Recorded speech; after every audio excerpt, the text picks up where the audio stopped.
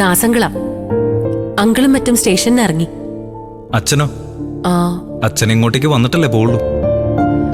ഇല്ല ശബരി. കേസിന്റെ കാര്യത്തിലൊരു തീരുമാനമായപ്പോ മഞ്ചാടി അച്ഛന്റെ കൂടെ പോവാന്ന് സമ്മതിച്ചു. അതുകൊണ്ട് അച്ഛൻ അവളെയും കൊണ്ട് നേരെ പഞ്ചരത്നത്തിലേക്ക് പോവും. മഞ്ചാടി മോൾ അച്ഛന്റെ കൂടെ പഞ്ചരത്നത്തിലേക്ക് പോകാന്ന് സമ്മതിച്ചോ അനു? ആ അതെ ഭാനുമ്മ, അങ്ങനെയാ ദാസങ്ങൾ പറഞ്ഞത്.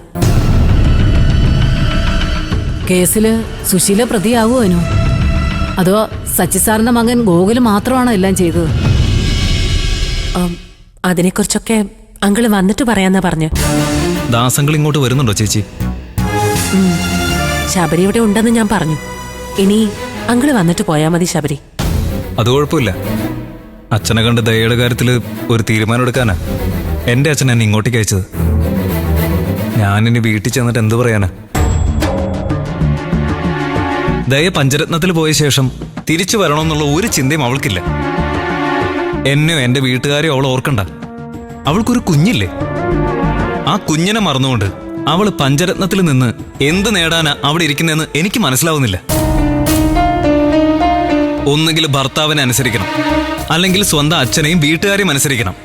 അല്ലാതെ ആർക്കും അടങ്ങാതെ സ്വന്തം കാര്യം മാത്രം നോക്കി ജീവിക്കുന്ന ഒരാളുമായിട്ട് എനിക്ക് മുന്നോട്ട് പോകാൻ കുറച്ച് ബുദ്ധിമുട്ടാ.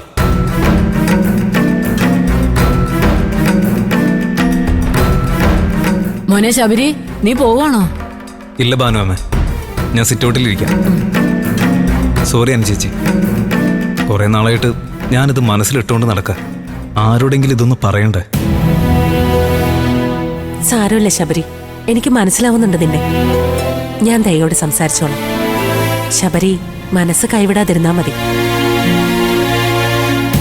നീയും കൂടെ കുടുംബത്തിൽ നിന്ന് അകന്നു പോവാണെന്ന് തോന്നിയ അച്ഛനാകെ തകർന്നു പോവും.